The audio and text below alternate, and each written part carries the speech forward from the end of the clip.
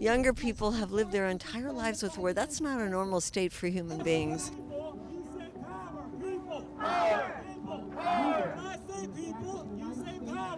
Will be 17 years from when I was out organizing 50,000 people, the largest. Obviously, the media, I think, is responsible for a lot of the implications, framing of a lot of the messaging that's out there. You know, the media loves war. It's good for their ratings, and they sensationalize things. They are very misleading with like headlines and clickbait and bringing in experts who are not really experts, specifically just to push a narrative that they feel will generate more viewings and more controversy. We, especially seeing like motivations when it becomes around capitalist interests or racist interests, that we want people to like have all the facts. I do believe you do have a responsibility to disclose from whence the source comes.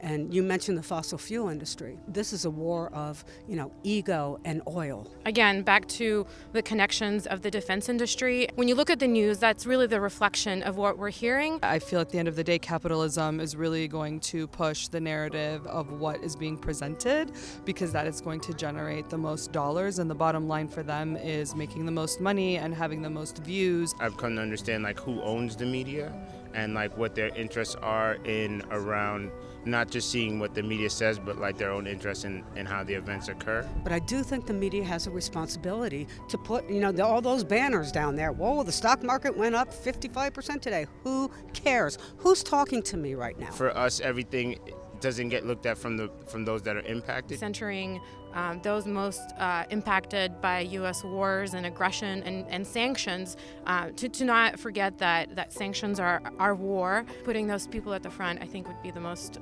helpful. It doesn't give people a history. I think they rarely mention that the U.S. is the aggressor, starting out in 1953 when we overthrew their democratically elected government. I don't think our media has educated people enough, and that's why we get ourselves into these situations. I am an activist, I'm a community organizer, and I feel it's extremely important that we stand up in situations like this. I made a decision to come down here and put my body on the line, which I have done for fighting the fossil fuel industry over time. I came here to stand in solidarity first and foremost with the impacted communities of U.S. militarism. We don't need another war, and if he does start it, it's gonna go on for